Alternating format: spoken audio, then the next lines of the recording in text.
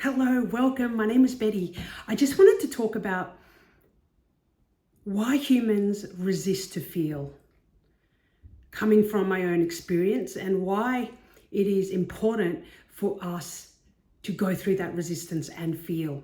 So basically, last year I invested into a coach, an embodiment coach for 6 months. And she helps with, healing trauma, clearing the blocks. And she said to me, okay, she had like processes and strategies to go through, for energy and connecting to yourself. And I was very strategy. Most of us humans, we are very strategy focused, okay? If before we start doing all of this self-development and spiritual work.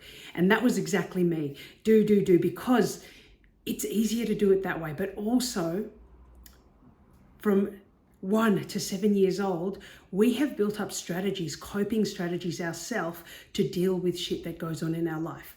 For example, let's say for myself, I had very non-available parents. My mum was always working 2 to 3 jobs because my father was always out gallivanting, not really present. Well, definitely not present. And so my mum would just work.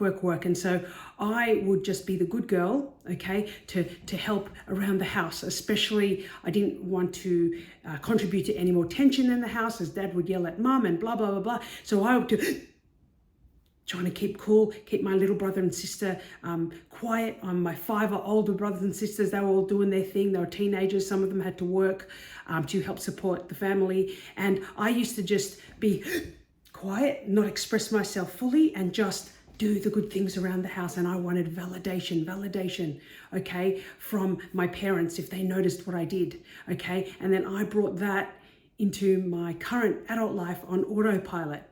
All right. So these are the things that you need to feel out. Okay. And I didn't realize that that's what I do. And that's why, when I started going online to be a network marketer, be online, I was always fear of judgment or checking the likes. How many people are viewing? No one has commented.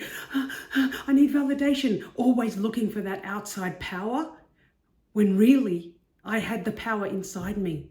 So those are the kind of things that that can help you clear and transmute the feelings that you would have, those coping strategies that you would have taken from your childhood into your adulthood. And when you start to feel into that, okay, we're not going to stew on them and mope and be like, oh, I was neglected.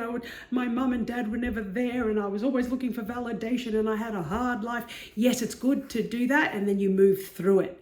Okay, but we're not there to sit and wallow in it. If you want to do that, go to a therapist. Okay, we're here to move through it, and you can do this yourself. Okay, and coming up on my channel, I'm going to be doing guided meditations and just talking more so you can understand, what coping strategies you may have taken on as a child so you can cope. Okay, and then you've brought that into your adult life.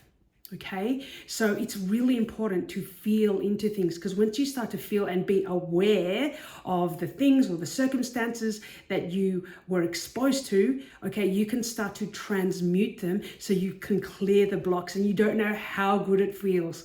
Okay, it wasn't until the 6th month of the container, the last month, actually the last 3 weeks, that I had breakthroughs. Because she did say to me, she goes, do you know you have a resistance to feeling? And I'm like, really? No. I walked away and I was thinking about it. And finally I came and I opened up, and it's when I opened up is when I would notice all of these patterns that I had adopted from childhood and free. And I was crying and just going, oh my God, I know what you mean now when it's free and it's clearing. Okay. Now it doesn't even have to be like a parent trauma, or, a lot of them are, or, things, but it could have been like, let's say, you got lost in a shopping mall for 5 minutes. Okay, as a 5 or 6 year old, and you were like, oh my God, you felt abandoned, and all of course, those natural feelings. Okay, and then maybe perhaps when a partner or a friend is late for 5 minutes, okay, or you're waiting for them, you feel abandoned, and all of those memories and the trauma that when you got lost in the shopping center, you couldn't find your parent, those are coming up and 10xing while you're waiting for your friend. And then your friend arrives and you're like, why are you late? Blah, blah, blah, blah, because, okay, that's coming. Those are old old patterns, but you can let go of that and be like, that's what I realized, that abandonment feeling. I felt abandoned, I felt alone, okay? And you go, that's what my little child, inner child felt. But it's okay. You can tell your inner child, it's okay. That's how you felt. I'm here for you, okay? And you can transmute through that. So it's really important not to resist the feels, okay? Let it absorb you. Let it absorb you. It's called, there's an amazing book called The Letting Go by Dr. David R. Hawkins, okay? And he talks about the importance and feeling through those emotions, okay? Because, you know, anything that you resist will persist. Okay, you've probably heard that before. So it's important to feel it, okay? You go back to that point of when you felt that abandonment in the shopping center. Feel it, okay? And magically, okay, sometimes I do this process within 3 minutes and it actually disappears because you surrender it, okay? You don't judge it, you don't give it shame, you just let it be there, all right? And if it doesn't work, you just do it again, okay? And you get better at this and you'll start to feel lighter.